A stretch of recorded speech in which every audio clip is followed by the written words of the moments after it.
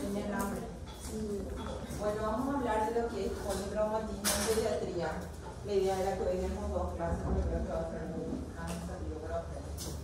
El politraumatismo, vamos a hablar de lo que es en general y vamos para lo que es traumatismo craneoencefálico. Vamos a hablar un poco de trauma de tórax y trauma de abdomen, ¿sí? Bueno, primero vamos a ver algunas definiciones a lo que nos referimos cuando hablamos de un politraumatismo. Cuando hablamos de un politraumatismo, se define a lo que es el daño corporal que está resultado de un accidente. Cuando está afectado 2 o más órganos o un sistema, más de un sistema está afectado. Habitualmente el TCE es grave, es el que está asociado a otros tipos de lesiones, como ser las pelvis o las extremidades. Pero en pediatría siempre tenemos más traumatismo craneoencefálico asociado. Ahora, traumatismo craneoencefálico grave, vamos a ver que no es tanto el porcentaje. Tenemos de tórax, de abdomen y en menor porcentaje ya lo que es en cuello. El proceso de crecimiento, de desarrollo le confiere al niño según su edad ciertas características anatómicas, fisiológicas y psicológicas especiales. Entonces nosotros vamos a ver que los niños son diferentes a los adultos, por ende el manejo de los niños según también los grupos de edad van a ser diferentes. Puedes pasar. Para eso tenemos que manejar estas diferencias entre los niños y los adultos. Y siempre hablamos de lo que es cefalocaudal, siempre vamos a empezar hablando de la cabeza. A nivel de lo que es el sistema nervioso central, sabemos que la cabeza, el cráneo del niño, en los lactantes, ¿verdad? O sea, hasta los 18 meses, nosotros sabemos que las suturas aún no están bien laxas, que tenemos la fontanela anterior que aún está abierta. Entonces cualquier tipo de impacto es mucho más severo en un lactante que en un escolar o en un adolescente. Sabemos que tienen mayor contenido también de materia gris, los lactantes, y por ende es una pérdida de calor es mayor también en ellos. En la columna cervical nosotros sabemos que el cuello del lactante es mucho más corto, es mucho más angosto, soporta también mayor peso, eso hablando en los lactantes. La laringe sabemos que está posicionada más anteriormente, más cefálico, tiene la forma de un embudo la laringe, y en la zona del cricoides es la zona más estrecha, entonces riesgos de atragantamientos en un politraumatismo también están presentes. En lo que es a nivel del aparato respiratorio, nosotros sabemos que hay un tórax flexible, las costillas están ubicadas bien horizontalmente, sabemos que están también los cartílagos todavía, entonces el impacto y los traumatismos, las contusiones pulmonares son frecuentes en los niños, en los pediátricos. Y también hay que los músculos intercostales son más débiles en comparación con el adulto. El mediastino es móvil. A nivel de lo que es el abdomen, empezamos que la musculatura del abdomen aún no está bien desarrollada, entonces ellos no tienen un soporte a nivel de lo que es la parte abdominal, tienen menos contenido de grasa y los órganos están colocados más anteriormente. Nosotros sabemos que los órganos macizos, por ejemplo, lo que es el hígado, el vaso, hasta a la edad escolar aún están bien expuestos. Sabemos que palpamos lo que es el hígado, palpamos el vaso, entonces ellos pueden sufrir contusiones también en esa zona y en esos tipos de órganos. Y a nivel de los esqueletos, nosotros sabemos que los huesos largos, en lo que es el cartílago crecimiento, es lo que sufren los mayores traumatismos. Por otro lado, sabemos que los niños tienen una superficie corporal mucho mayor en relación al adulto y también mayor contenido de agua. ¿Cuánto dijimos que tienen contenido de agua los niños? 70, 80, ¿verdad? O sea, cuanto menor es el niño, más contenido de agua. Entonces también ellos pierden más agua, por ende sufren deshidratación y shock. Puedes pasar. Entonces, las particularidades pediátricas que tenemos que tener en cuenta es menor masa corporal que absorba la energía del impacto, ¿sí?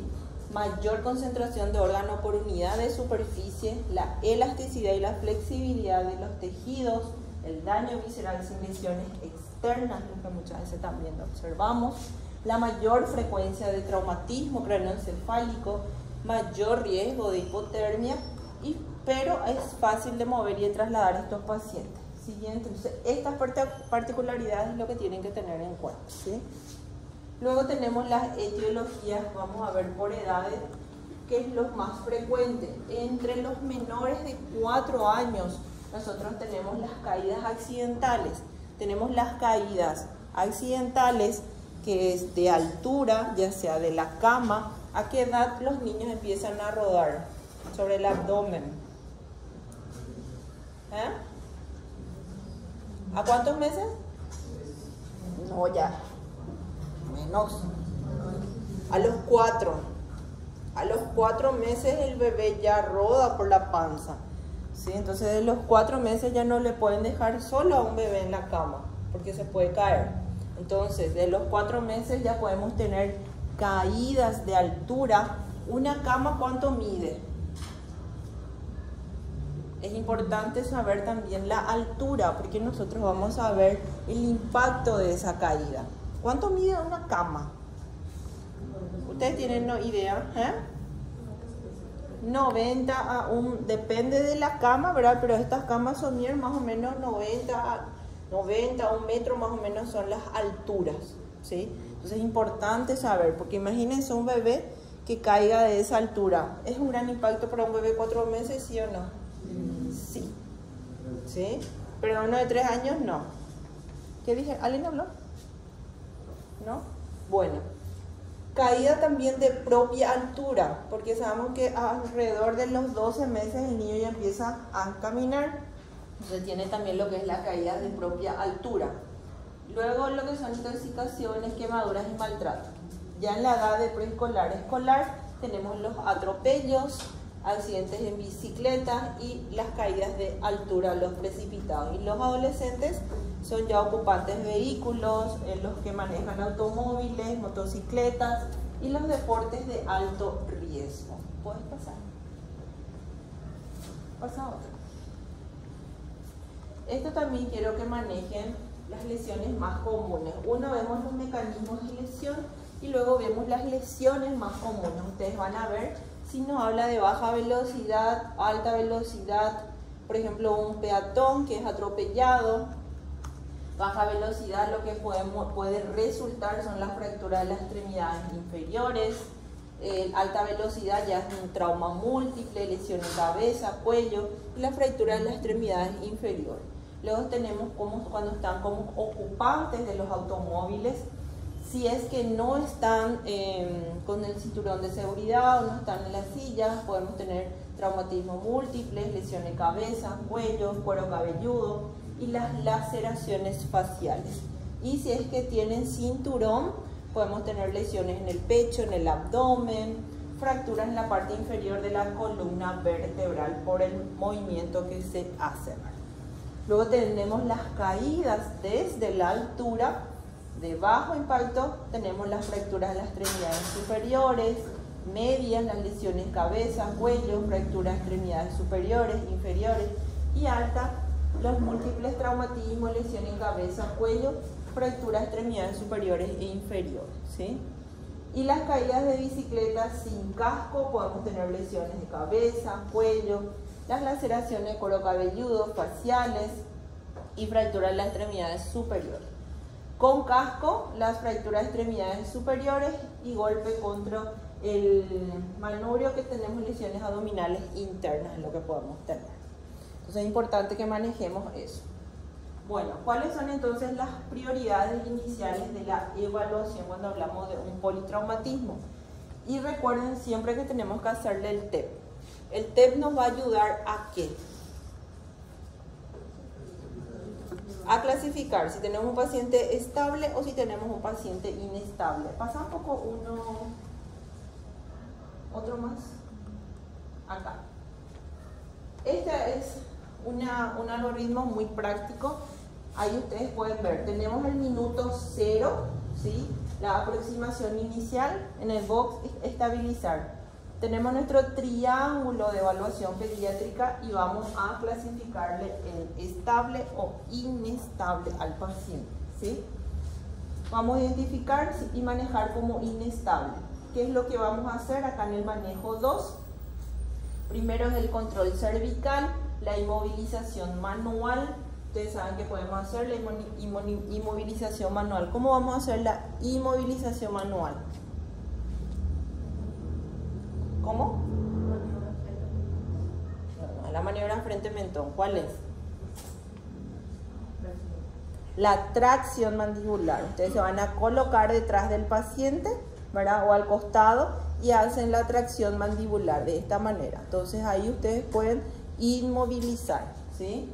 Luego oxigenoterapia, mascarilla con reservorio porque nosotros tenemos que aportar oxígeno a alto flujo.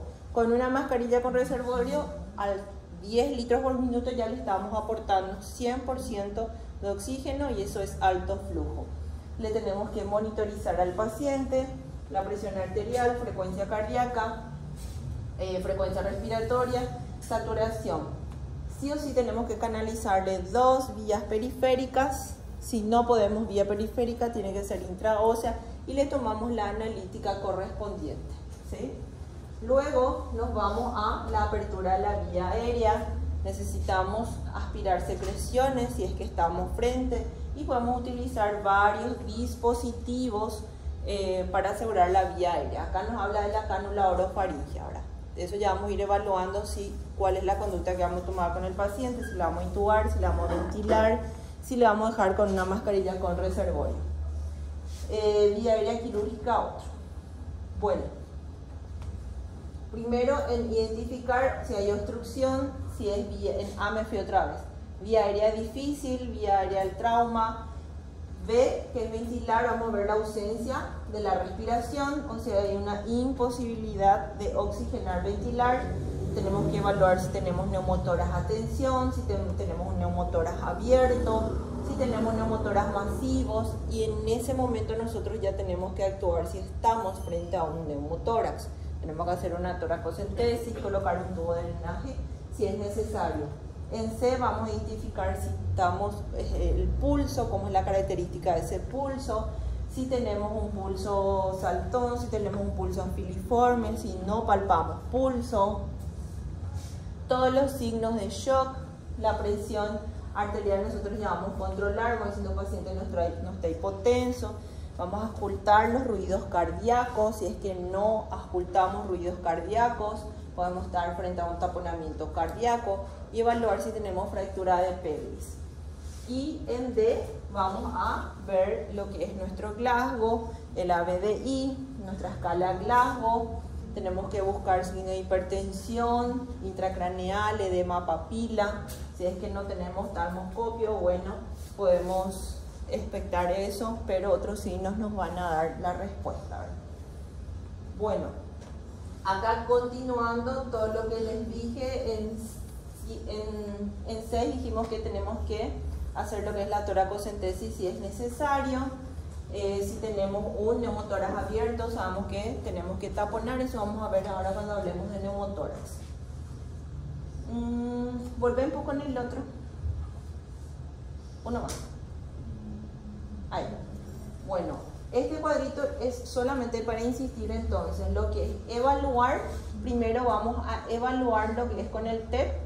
Luego tenemos que identificar dónde está el problema, si el problema es respiratorio, hemodinámico, y luego actuamos de manera bien específica. Luego le hacemos la evaluación primaria, luego la secundaria y luego los exámenes diagnósticos. Pasa nomás. Pasa, es lo mismo. Pasa. Bueno, esto ya vimos, puedes pasar.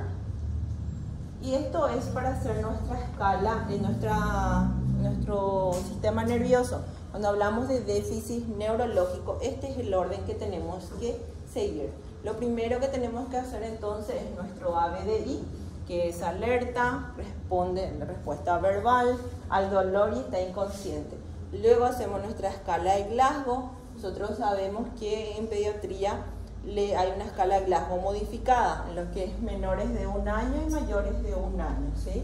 En la parte de la respuesta verbal es donde cambia un poco. Entonces vamos a hacerle nuestro glagbo y luego nuestra respuesta pupilar. ¿Podemos pasar? Bueno, esto es ya, vamos desglosando nomás lo que es la vía aérea. Esta es la maniobra de tracción mandibular con la cual nosotros ya le vamos a inmovilizar. Realmente el collarín cervical en los niños, depende de la edad, es difícil de utilizar. Tampoco es sí o sí utilizar el collarín cervical, muchas veces imposibilita inclusive si vamos a necesitar reanimar o intubar a ese paciente.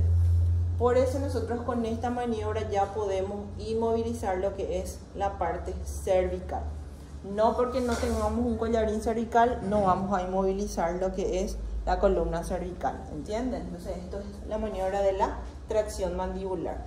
La maniobra frente-mentón para ver la permeabilidad de la vía aérea, cuando estamos en un traumatismo no se realiza. Solo se realiza la tracción mandibular. Bueno, pasa nomás que ya hablamos todo.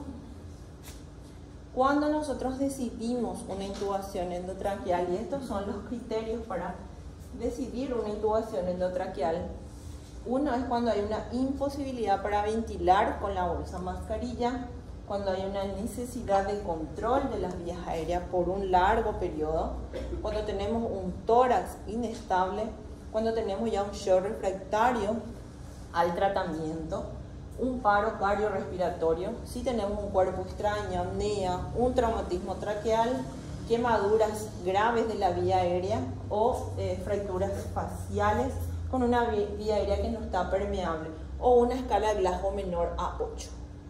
En estas condiciones nosotros ya necesitamos intubarle al paciente. Pásalo. Bueno, y en relación a lo que es la parte de circulación, dijimos que necesitamos, uno, si estamos frente a un sangrado activo, tenemos que mantener presionado. Dos, tenemos que colocar sí o sí doble vía venosa periférica, y si no podemos, tenemos que hacer una vía intraósea. Las vías siempre tienen que ser en las grandes venas, puede ser en una vena pequeña, y nuestra vía intraósea hacemos en la tuberosidad anterior de la tibia. Vamos a ver después. Y luego hacemos las reposiciones, porque estamos frente a un paciente inestable. Entonces sí o sí, con soluciones cristaloides podemos usar Ringer lactato, podemos usar solución fisiológica, y sí o sí 20 ml kilo peso tenemos que hacer. Pasa un poco otra diapositiva, por favor. Después vamos a ver cómo hacemos el esquema de reposición. Esta es la técnica para hacer la vía intraósea. Existen dispositivos que son como unas pistolitas, pero nosotros no tenemos eso acá. Entonces vamos a desinfectar, colocar la pierna en una ligera rotación externa, como pueden ver en la imagen. Se tiene que identificar lo que es la tuberosidad anterior de la tibia, y más o menos por debajo, 1 a 3 centímetros por debajo de la tuberosidad, es donde tenemos que insertar nuestra aguja. Nosotros hacemos, en la práctica solemos utilizar las jeringas, las agujas de la jeringa, generalmente el número 21 es el que utilizamos. O si no, el punzoká. Con el punzoká es un poco más difícil, pero con las jeringas de las agujas número 21 se pueden hacer, si no tienen la pistolita, ¿verdad? Y uno bien perpendicularmente, en forma rotando, va tratando de introducir. Y se siente. Y uno puede aspirar o uno puede infundir ya el suero, y eso va a ir. Es algo muy rápido de hacer y es muy fácil de hacer. ¿Siente dolor el niño? Y generalmente no siente dolor, porque recuerden que están frente a un paciente somnoliento, estupuroso, o sea, un paciente grave. No sienten. Claro que esto no van a hacer en un niño que está saltando, gritando, llorando, y por el cual no se le puede hacer una vía. Entonces estos niños no suelen sentir cuando le hacemos esta vía intraósea. ¿Podemos hacer una vía central en este tipo de paciente? ¿Podemos hacer vía central? ¿Cuál es la forma más rápida? Recuerden que el paciente está en shock. No podemos hacer una vía central. vamos a perder mucho tiempo, ¿sí? Nosotros tenemos que pasarle lo más rápido posible el líquido a este paciente. Entonces nuestra opción es, si no conseguimos canalizar una vía periférica, es nuestra vía intravenosa. Y hablar en urgencia que se haga, bueno, ojalá que tengan la oportunidad. Pasamos. Bueno, entonces no usamos venas pequeñas, vía venosa central, no, uno vamos a demorar, dos a veces no sale, entonces tiene que ser una vía intraósea. Vamos a expandirle en una oportunidad a 20 ml kilopeso, porque estamos frente a un shock hipovolémico, porque es un politrauma. Vamos a reevaluar al paciente, vamos a ver su hemodinamia, cómo sigue, y si no tiene signos de qué. Signos de sobrecarga. ¿Cuáles son los signos de sobrecarga que vamos a buscar en este niño? Crepitantes. Crepitantes es lo primero que vamos a percibir. A los 20 minutos le volvemos a pasar 20 ml kilopeso, volvemos a reevaluar. A los 20 minutos volvemos a pasar 20 ml kilopeso. Nuestra cuarta expansión, si nuestro paciente sigue con signos de hemodinamia inestable, ya le pasamos glóbulos rojos concentrados. Pero si nosotros acá ya nos dimos cuenta que nuestro paciente está con un sangrado, ya le podemos pasar glóbulos rojos concentrados. No es que necesitamos pasar los tres para pasar, ¿entienden? ¿Sí? Entonces este es nuestro esquema. Pasando. Bueno, luego hacemos lo que es la evaluación secundaria, tener en cuenta lo que es sample y un examen físico detallado. Pero nosotros podemos pasar a lo que es sample y examen físico una vez que nuestro paciente esté estable, ¿sí? Y ahí ya hacemos reevaluación continua. ¿Cómo hacemos la reevaluación continua? Y nuevamente nuestro TEP, el ABC otra vez, con todas las mediciones repetidas de los signos vitales, la evaluación de los hallazgos fisiológicos y anatómicos, revisión de la eficacia de las intervenciones. O sea, todo lo que nosotros nos fuimos realizando tenemos que controlar cómo están. Volvemos a controlar los signos vitales del paciente, volvemos a revisar cuántas expansiones ya le hicimos, si nuestro glóbulo rojo ya se está yendo, volvemos a ver todo lo que ya hicimos y evaluamos. Y luego ya viene lo que es el mecanismo del accidente, el mecanismo de la lesión, el tiempo, el estado de la escena y los síntomas del paciente. Es muy importante investigar y averiguar estas cuatro cosas. Cómo fue el accidente, cómo encontraron la escena, cómo estaba el niño, cuáles son los síntomas que presentó en ese momento y durante el traslado hasta llegar al hospital. Esos son los datos que nosotros tenemos que recabar. ¿Puedes pasar?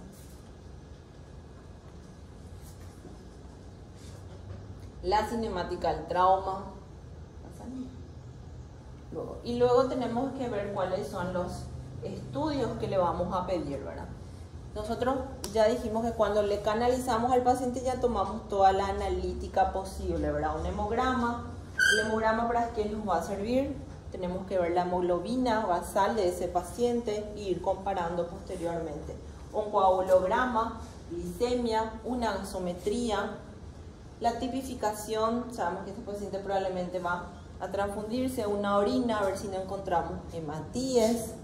Y luego las radiografías, ya sea de cervical, tórax, pelvis, de miembros según cada caso. Vamos a ver a quienes le vamos a pedir tomografía y una ecografía o una ecofase con cada paciente. Pasamos. Bueno, estos son algunas radiografías nomás que les puse, ¿verdad? Que sabemos que son los tipos de politraumatismo que podemos tener en los niños. Pasamos. Y esta es la categorización del trauma que nosotros medimos por el índice del trauma pediátrico. Cuanto más bajo el índice del trauma pediátrico es más grave, ¿verdad? Y estos son los parámetros que tenemos que tener en cuenta. Nosotros vemos que ahí tenemos el peso, la vía aérea, la presión sistólica, la conciencia, heridas y las fracturas, ¿verdad? Y le vamos a dar puntaje como cualquier score que utilizamos, ¿sí?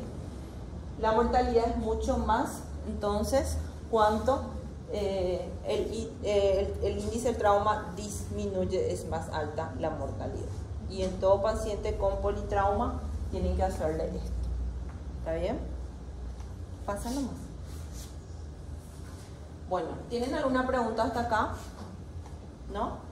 Bueno, vamos a hablar de lo que es el traumatismo cráneoencefálico en pediatría. Pasa nomás.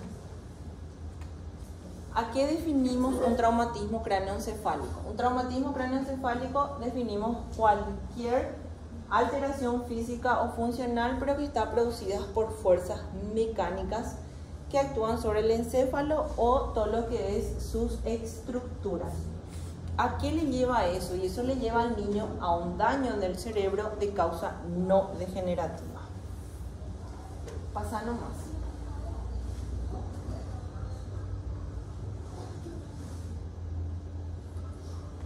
Realmente constituye un motivo de consultas en la urgencia y es frecuente, pero las etiologías son varias y como les dije al principio, traumatismo cráneoencefálico grave sí no es muy frecuente. Es la primera causa de muerte y dificultad en niños mayores de 1 año en países de desarrollo. Se estima que 1 de cada 10 niños sufrirá un TCE no banal a lo largo de su infancia y la mortalidad es mayor en niños mayores de 12 meses. Los pacientes que presentan traumatismo cráneoencefálico grave sí o sí desarrollan discapacidad permanente. Los que presentan traumatismo cráneoencefálico grave. Y los que presentan traumatismo cráneoencefálico moderado sí suelen quedarse con secuelas motrices. Eso sí o sí es así. Pasa nomás. Se distribuye bimodalmente en la edad pediátrica. El grupo que es atendido con mayor frecuencia en los menores de 2 años. ¿Por qué?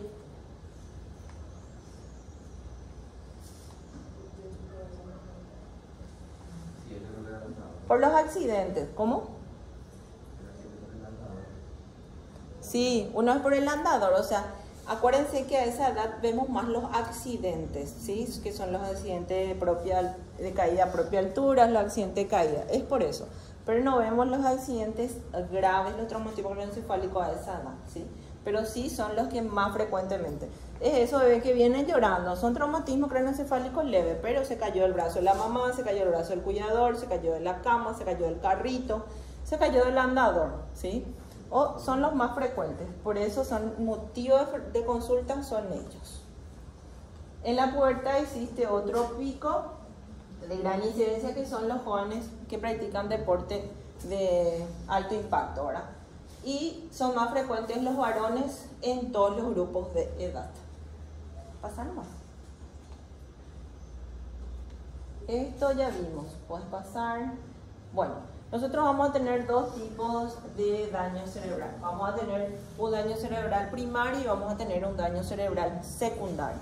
El daño cerebral primario son esas lesiones que suceden por el propio traumatismo y generalmente sucede en el mismo momento del impacto, ¿sí?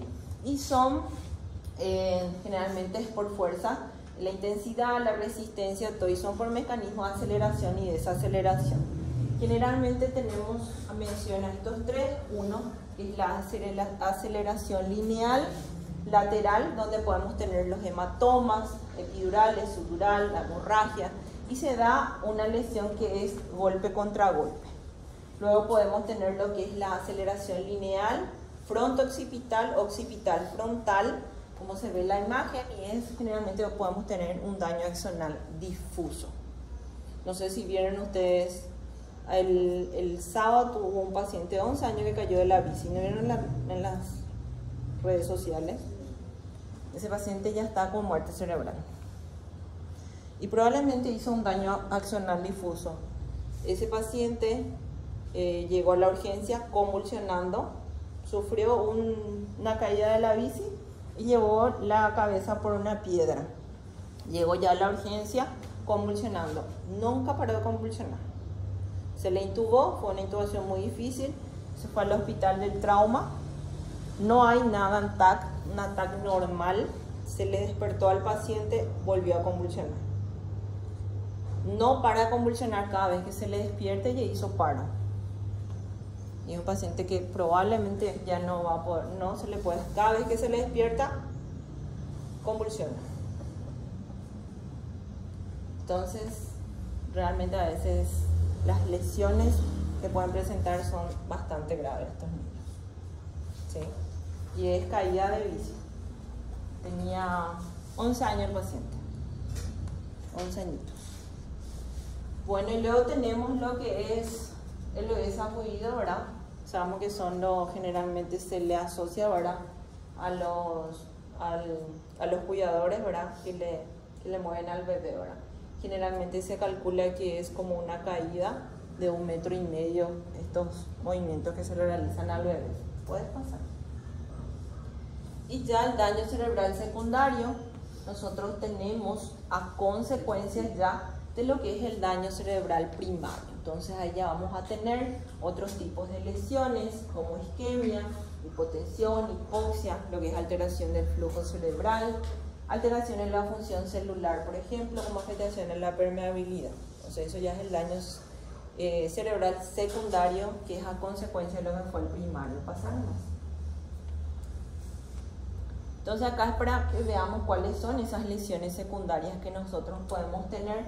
A nivel de lo que es intracraneal, nosotros podemos tener el aumento de la presión intracraneal, puede haber una reducción de lo que es el flujo sanguíneo, una reducción de lo que es la presión de perfusión, lesión por perfusión, una lesión de masa, convulsión, edema e isquemia es lo que podemos tener. Y extracraneal se nos puede manifestar sistémicamente como hipotensión arterial, shock, hipoxia, hipertermia, hipotermia, hiponatremia, hipoglucemia e hiperglicemia. Entonces esas son las alteraciones que nosotros tenemos que buscar en estos pacientes. ¿Pasamos? Bueno, vamos a hablar de las lesiones craneales. Primero vamos a hablar de lo que son las fracturas de cráneo, que podemos tener las fracturas lineales, podemos tener las fracturas con hundimiento y podemos tener las fracturas de base de cráneo. Las fracturas lineales son asintomáticas, solamente hay edema, suele haber un hematoma que es extradural, ¿verdad? Es más de partes blandas, y podemos tener dolor a la palpación. Ya las fracturas con hundimiento, como pasan por una diapositiva para arriba, por arriba. Acá tenemos las fracturas con hundimiento.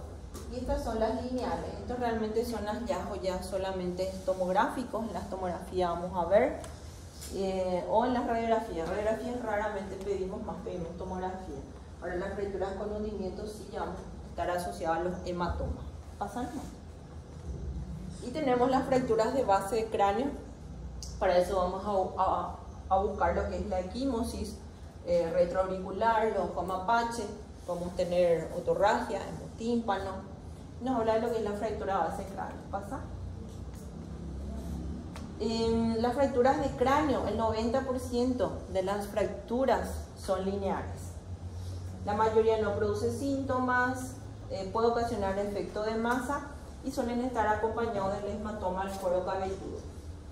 Estos no suelen ser tan grandes como en la imagen, pero suelen estar acompañados del hematoma. Pasa nomás.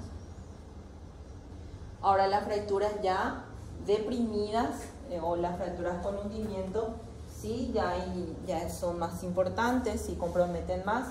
Ya hay un desgarro de la dura madre, puede haber alteración de lo que es el parénquima, formación de un hematoma intracraneal. Una de las complicaciones que podemos tener, sí, puede haber una epilepsia postraumática o también infecciones.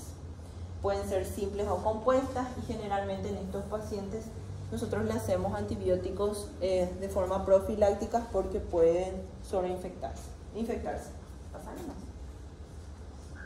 Y las fracturas de base de cráneo, entre el 8 al 14% de los traumatismos craneoencefálicos, ya hablamos de cuáles pueden estar presentes. Luego tenemos algo que es muy frecuente, que son las lesiones del cuero cabelludo. Son laceraciones pequeñas que pueden causar hemorragias profusas. Sabemos que esas laceraciones, esos cortes, realmente en los lactantes suelen causar hemorragias bastante profusas. Pueden haber los hematomas subgaleales o cefalohematomas. Luego tenemos lo que es la conmoción. Hay una alteración inmediata y pasajera al estado de conciencia. El paciente tiene una pérdida de la conciencia, pero es momentánea, recupera rápido. En lactante es mayor la incidencia de convulsiones postraumáticas y en niños pequeños las secuelas tardías suelen ser la somnolencia, irritabilidad o una alteración laberíntica. Eso es lo que solemos ver más en los escolares inclusive. Y en los niños mayores la amnesia postraumática es frecuente en estos pacientes. O sea, si ustedes tienen esos síntomas, siempre piensen que están frente a una conmoción cerebral. Y la contusión ya vamos a tener con las áreas del cerebro donde están lesionadas ya con las lesiones primarias que hablamos, o sea, ya vamos a tener los hematomas. Pasar nomás. Y las lesiones intracraneales son todas estas que hablamos. Pasar nomás. Vamos a hablar de lo que es primero el hematoma intracraneal. Generalmente vemos después de una contusión cerebral el hematoma. La presentación clínica varía mucho de acuerdo al sitio anatómico donde está el hematoma, los síntomas que va a presentar el paciente. Es una colección de sangre que se encuentra bien en el parénquima cerebral. Es poco frecuente en los niños, pero tiene mal pronóstico. La localización es en la sustancia blanca de la zona frontal o temporal, o también los ganglios basales pueden estar presentes. Tenemos que sospechar como un diagnóstico diferencial si nosotros tenemos un deterioro del glajjo de ese paciente. O sea, si nuestro paciente va deteriorando su glajjo, tenemos que sospechar de un hematoma intracerebral y generalmente requieren una intervención quirúrgica. Pasamos. Luego tenemos el hematoma epidural, donde nos habla de la acumulación de la sangre, que es entre el cráneo y la dura madre. Puede ser arterial o venoso, generalmente la arteria meningia media es la que está comprometida. Si afecta, generalmente da lugar a una masa bien importante y es una urgencia neurológica. Esta es la que está acompañada de lo que son las fracturas de cráneo, la fractura con hundimiento. Si hay efecto de masa, la mortalidad también se eleva. Provoca una disminución de lo que es el estado de alerta. También aumenta el intervalo entre lucidez e irritabilidad, ¿verdad? Y generalmente tenemos como síntomas la cefalea, la agitación o la irritabilidad, vómitos, las crisis convulsivas y la postura ya de descerebración o coma. Este paciente estaba ya con descerebración cuando llegó el paciente, 11 años. Pasaron. Luego tenemos lo que es el hematoma subdural. La localización es en la superficie de la corteza, por debajo de la dura madre, presente en el 30% de los traumatismos graves, generalmente frontotemporales. La localización, suele haber desgarro del seno venoso, y este tipo de lesiones vemos más en los lactantes, generalmente en los bebés que son maltratados. Pasamos más. Y este es nada más un cuadro para que ustedes puedan diferenciar cuando estamos frente a un hematoma subdural agudo y un hematoma epidural. Pasamos más. Luego tenemos lo que es la hemorragia subaracnoidea. Generalmente vemos la rotura de las arterias o venas corticales. Esto está más frecuente en los traumatismos craneoencefálicos severos. Suele haber cefalea, náuseas, vómitos, dolor, fotofobia, alteración del estado de conciencia. No suele acompañarse generalmente de secuelas neurológicas, pero sí pueden desarrollar meningitis asépticas. Otro. Y lo que es el daño axonal difuso, nos habla de una disrupción de las pequeñas vías como resultado de la aceleración y desaceleración que tenemos en estos pacientitos. También se ve en los niños sacudidos y la localización generalmente en la sustancia blanca de la base del cerebro o cuero cabelludo. Pasamos. Y luego las manifestaciones clínicas. Las manifestaciones clínicas que nosotros tenemos que observar y controlar en estos pacientes. ¿Por qué? Porque tenemos que ver qué conducta vamos a tomar con esas manifestaciones clínicas que presentan los pacientes. Tenemos los vómitos, que suelen ser frecuentes, generalmente vómitos es uno de los síntomas que más vemos, pero tenemos que saber identificar cómo son esos vómitos. El vómito que a nosotros nos preocupa son esos vómitos que son en proyectil o son esos vómitos que no ceden, son vómitos o incoercibles o inclusive sin parar. Entonces esos son los vómitos que para nosotros nos preocupan. Si es un vómito aislado, no pasa nada. Luego tenemos la cefalea, los niños que ya pueden verbalizar, les va a poder explicar y decir que tienen dolor de cabeza. Ahora los lactantes o los que no pueden verbalizar van a estar irritables. Siguiente.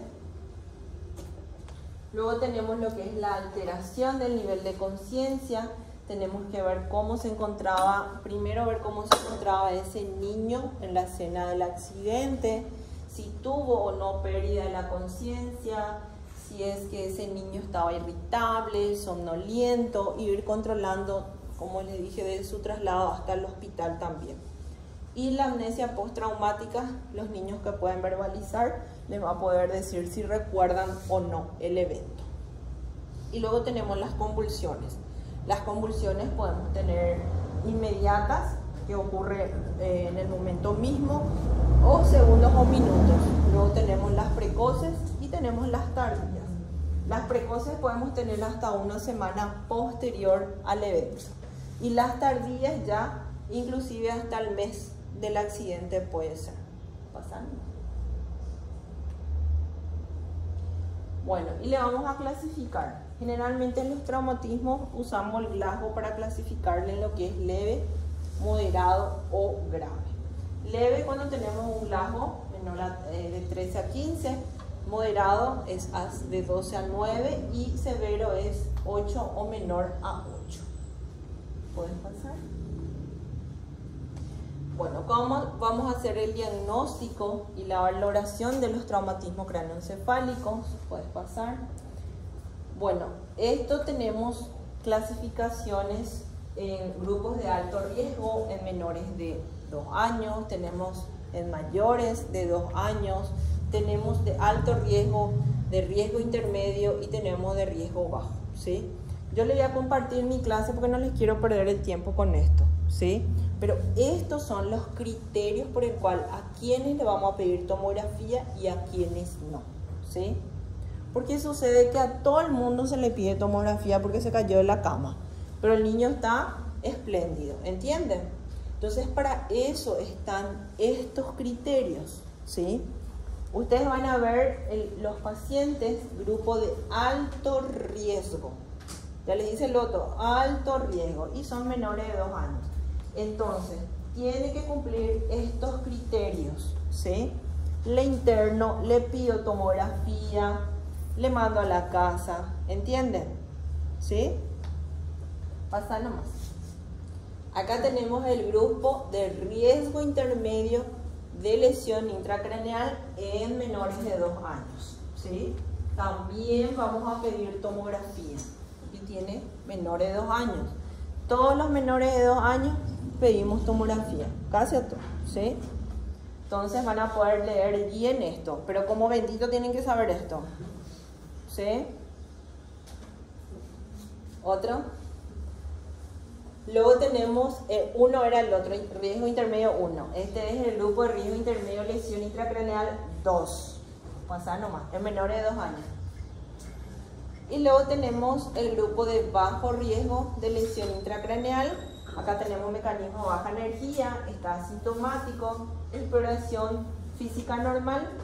Existe garantía de observación de adulto por 48 horas, se puede ir a la casa. Pero ¿cuánto tiempo le tengo en observación en la urgencia? 6 horas, ¿sí? Todo traumatismo en un niño menor a 2 años le tengo que dejar en observación, ¿sí? Pasa nomás. Y luego tenemos alto riesgo de lesión intracraneal en mayores de 2 años, ¿sí? Esto ya es en mayores de 2 años. Y otra vez tenemos que cuáles son las condiciones y cuál es la conducta que voy a tomar. ¿Ok? Puedes pasar. Riesgo intermedio, mayor de 2 años. también tengo los síntomas. ¿Qué voy a hacer? ¿Le interno? Sí, le tengo que internar. Le dejo en observación 24 horas y se va a la casa. Otro. Bajo riesgo de lesión intracraneal mayor de 2 años, sí, se puede ir a la casa. Entonces, solo los de bajo riesgo son los que se pueden ir a la casa. Pero si hay un adulto responsable que puede controlarla a ese niño. Solo con esa condición. Puedes pasar. Protocolo de actuación. Pasa.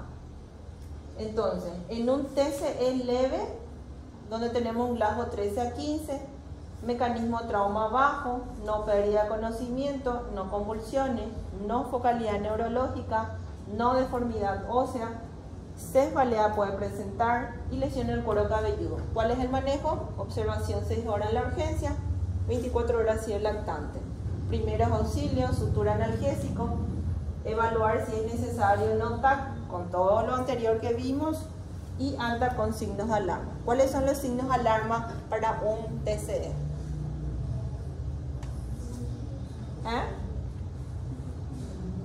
¿Cuáles son los síntomas que presenta un TCE? Vómitos, convulsión,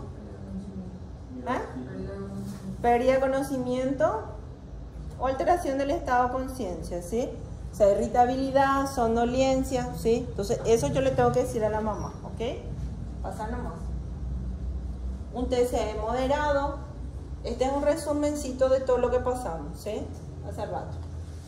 Características, GLASO 9-12, un mecanismo de moderado impacto, pérdida del conocimiento, vómitos, convulsión y una actitud anormal referida por los padres. ¿Qué es lo que yo voy a hacer? Lo voy a internar, el ABC, los primeros auxilios, TAC de cráneo, evaluación por neurocirugía, las medidas generales, cabecera 30 grados en la línea media, tengo que evitar que no haya edema cerebral, oxígeno abajo, flujo no más, y ayuno, hidratación, analgésico, anticonvulsivante. ¿Por qué necesito agregarle anticonvulsivante a un TCE moderado? Pregunta de examen.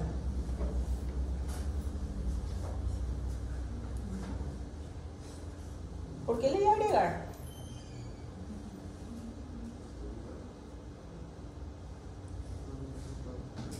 Chuleen por lo menos. En el examen no van a chulear, pero ahora sí. ¿Qué puede pasar con mi paciente con TCE moderado? Puede convulsionar, ¿verdad? ¿Puede o no convulsionar? Puede convulsionar. Entonces lo que yo tengo que hacer es proteger ese cerebro, ¿sí? Entonces, como un neuroprotector, ya le inicio un anticonvulsivante, ¿sí? ¿Cuál anticonvulsivante? No importa, no les voy a preguntar, pero ahí está una de las opciones. Pueden usar el difenil, pueden usar la levetiracetam, según la edad del niño, esas cosas no interesan, ¿sí? Pero un ácido valproico, ¿está bien? Usamos de primera elección un difenil, ¿sí? Ahora, si es lactante menor, pueden usar un levetiracetam, ¿ok? Entonces, como neuroprotector se utiliza. ¿Pasa? Y luego tenemos el TCE grave, donde tenemos un GLASO 3 a 8, estado comatoso, lesiones neurológicas significativas, no responde, no abre los ojos, nada. Entonces, manejo es para unidades de cuidado intensivos, ya todo lo que es el ABC, estabilizar, dual, asegurar vía, doble vía, TAC, neurocirugía y tratamiento en lo que es cerebro agudo. ¿Ok? Estos son pacientes ya para terapia. Pasamos. Esto es nada más lo que es el tratamiento de cerebro agudo. Sabemos que necesitamos un ayuno enteral, tenemos que utilizar suero fisiológico o vamos a necesitar usar un suero hiperosmolar según el paciente, ¿verdad? Sedación, analgesia, relajación, vasopresores. No le vamos a preguntar eso a usted, para que sepan lo mal manejo de lo que es un cerebro agudo, ¿sí? Vasopresores, anticonvulsivantes, antibióticos, siempre hacemos un anticonvulsivante cubriendo todo lo que es la parte del encéfalo, ¿verdad? Protector gástrico por las úlceras de estrés.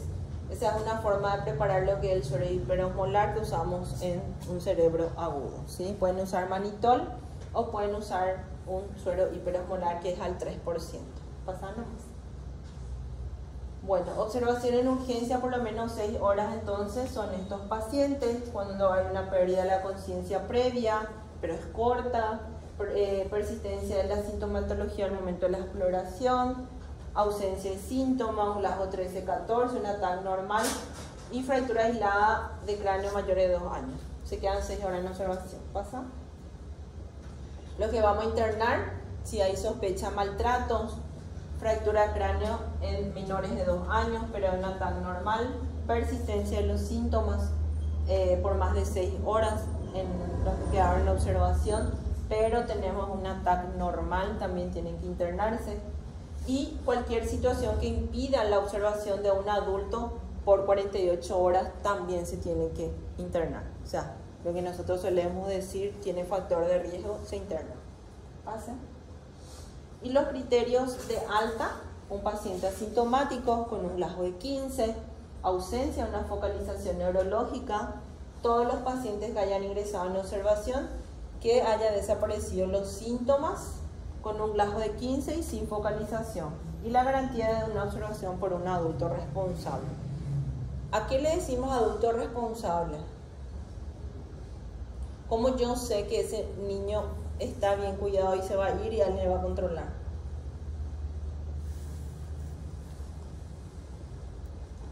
El que interpreta lo que nosotros le estamos explicando, ¿sí? Y el que entiende cuáles son los signos de alarma, el que va a percatarse de esos signos de alarma, ¿sí? Ese es el adulto responsable. ¿Está bien? Y dar siempre los signos, los datos de los signos de alarma. ¿Pasaron?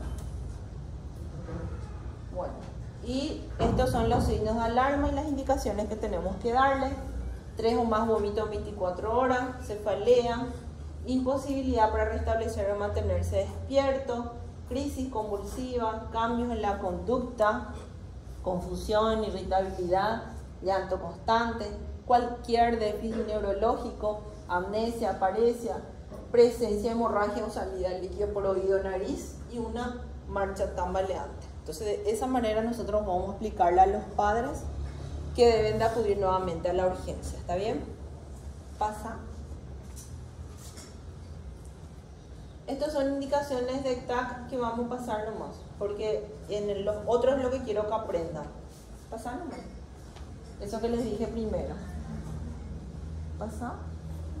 Bueno, ¿alguna pregunta en lo que es traumatismo cráneoencefálico? ¿Quedó claro? Bueno, ahora vamos a hablar del traumatismo torácico.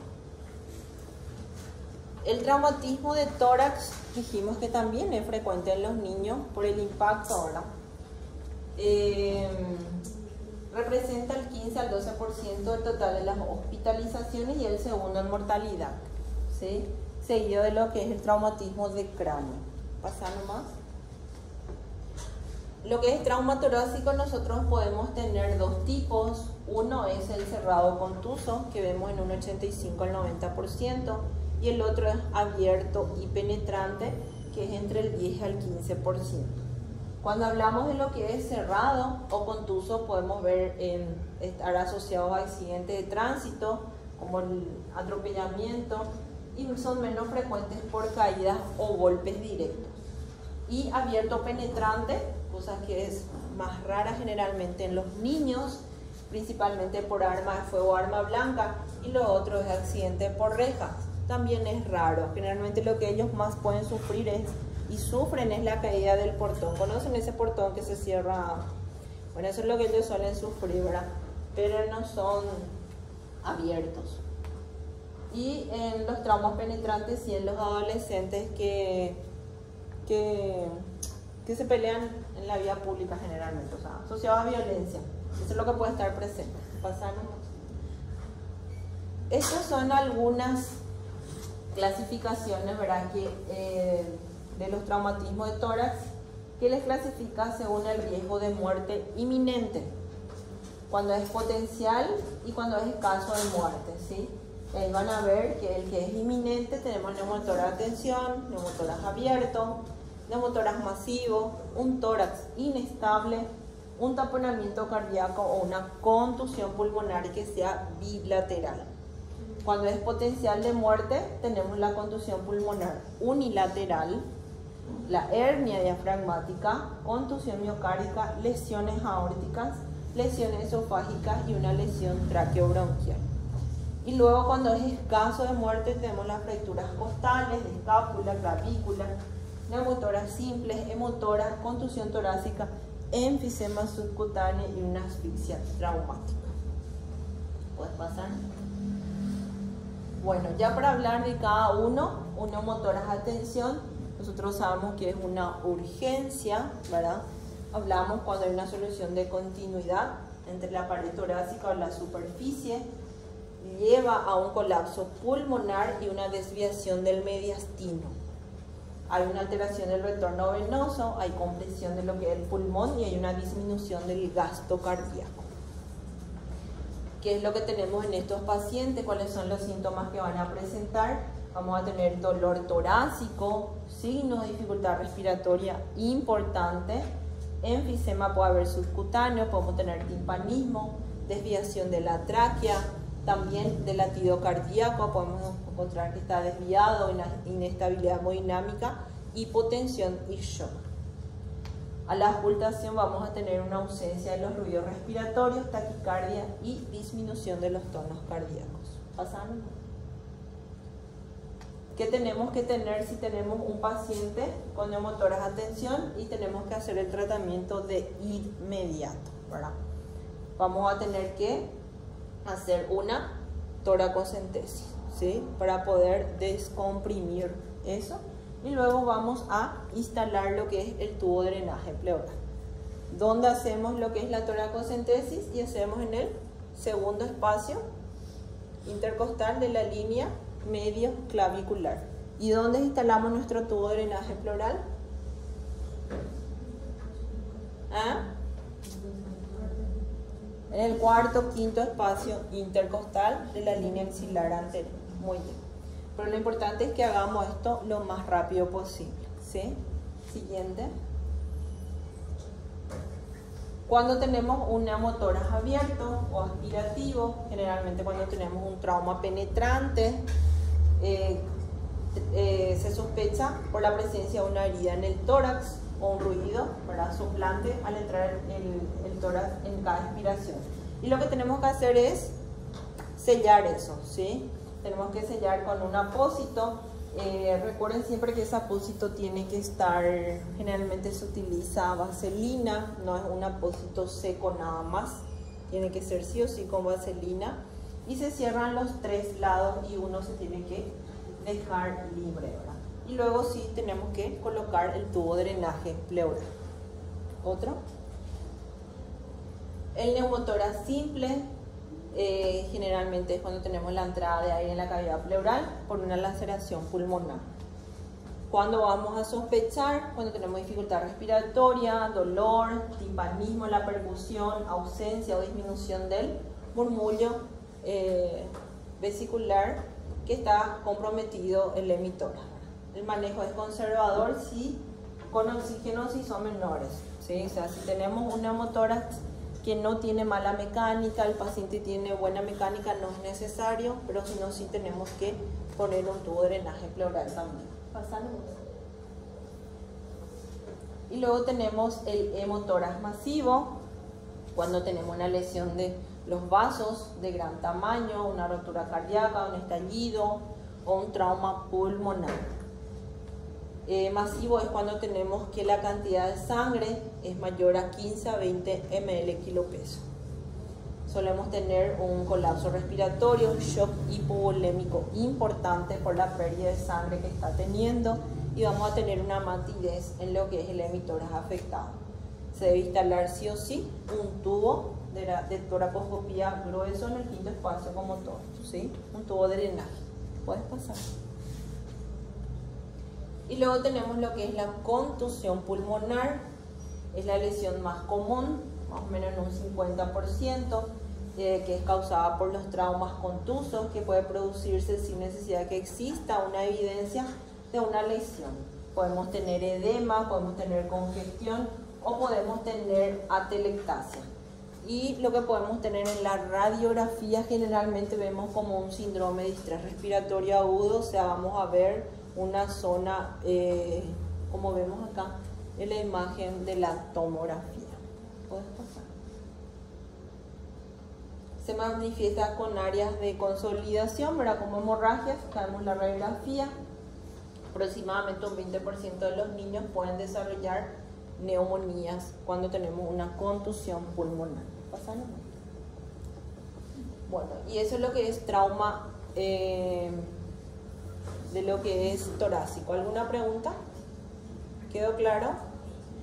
Bueno, vamos a hablar del trauma abdominal, que es después está de miembros y último. Bueno, cuando hablamos de lo que es trauma abdominal, hablamos de la agresión de lo que es el compartimiento abdominal, que es por la acción violenta de otros agentes que pueden producir lesiones de diferentes magnitud y gravedad según todo lo que constituye la cavidad abdominal. Constituye la tercera causa de muerte en mayores de 1 año. Sabemos y dijimos ya que el abdomen del niño tiene menos tejido graso, la musculatura es más débil, los órganos sólidos son más grandes, por ende están ubicados más anteriormente. Entonces el traumatismo es más importante. Puedes pasar. Según el mecanismo del trauma del abdomen podemos tener lo que es cerrado, contuso, y podemos tener lo que es abierto o penetrante. El cerrado es el 90% de los traumatismos que están producidos por caídas menores, impactos directos, por ejemplo, por el manubrio de lo que es la bicicleta, deporte o aplastamiento. Y desaceleración, cizañimiento, por ejemplo, en una colisión vehicular. Y el abierto y penetrante es cuando la herida atraviesa lo que es el peritoneo. Presentan mayor gravedad cuando es abierto y la mortalidad es mucho más alta. Y son producidos por las heridas cortopunzantes como arma blanca o heridas armas de fuego. Pasamos más. Este es un algoritmo que es para la atención de los pacientes con trauma abdominal. Acá lo que nosotros tenemos que manejar es la parte circulatoria, o sea, sabemos que tenemos nuestro TEP, ya lo que es A, B, C, sabemos que ya pasamos todo, entonces llegar a lo que es C, porque en estos pacientes tenemos que actuar rápidamente por el trauma de abdomen que están teniendo al momento y le lleva a un shock hipovolémico lo más rápido posible. Pasamos. Entonces, TEP, ABC, oxigenación, doble vía y reanimación hídrica. Y evaluar lo que es la transfusión. Estos pacientes sí o sí llegan a necesitar lo que es transfusión de glóbulos rojos, probablemente plasma y probablemente plaquetas, cuando estamos frente a un paciente con una inestabilidad hemodinámica. Y luego ya solicitar la evaluación por cirugía, porque probablemente requieren de una laparotomía exploradora. Pasamos. Cuando tenemos entonces indicaciones de cirugía, cuando tenemos una inestabilidad hemodinámica, una necesidad de transfusión, un hemoperitoneo, una rotura vesical, una lesión renovascular grave, una herida por arma de fuego y una peritonitis. Entonces esas son indicaciones de cirugía. ¿Puedes pasar? Cuando tenemos indicaciones de tomografía abdominal, cuando hallazgos del examen físico sugieren una lesión intraabdominal, un politraumatizado grave, un mecanismo de alto riesgo para una lesión intraabdominal, la necesidad significativa de cristaloides, sangres que no están explicados por otras lesiones, aunque luego se estabiliza el paciente, la incapacidad para realizar un examen abdominal adecuado, cuando tenemos hematuria mayor a 50 hematíes por campo, aumento de GOT más de 200, GPT más de 125, aumento de amilasa más de 250 y de lipasa más de 100. Esas son indicaciones de pedir una tomografía. Requerimiento de anestesia por otra causa, un hematocrit en descenso, sin hemorragia evidente en otro sitio también, menor al 30% al ingreso. Entonces esas son indicaciones para tomografía. Bueno, y último son los traumatismos de extremidades, que son los más frecuentes, pero el pediatra, ¿qué hace? El pediatra solamente va a tomar las primeras conductas y luego le llama al traumatólogo. Nosotros lo primero que tenemos que hacer es inmovilizar. Ese niño no puede estar con dolor, entonces tenemos que ver la manera de inmovilizar, ya sea con algún tipo de objeto, si no podemos ponerle una férula. Luego, antes, ¿verdad?, limpiar y vendar las heridas si es necesario, y luego manejar el dolor.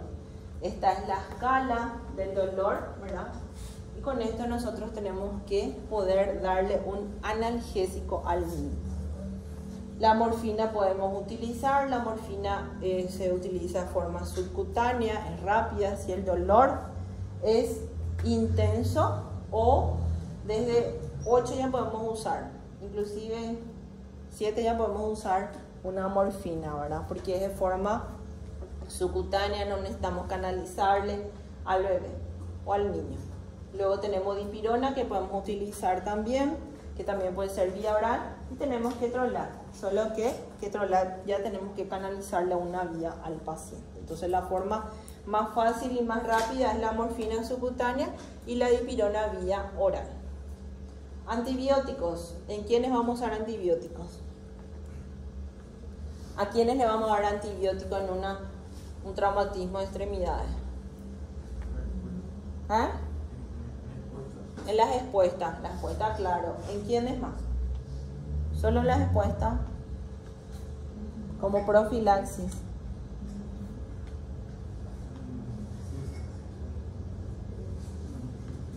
¿Sí? Sí, solo las expuestas, ¿sí? Pero tienen que luego llamarle ¿a quién? Al traumatólogo. Bueno, pasan. ¿Por qué se ríen?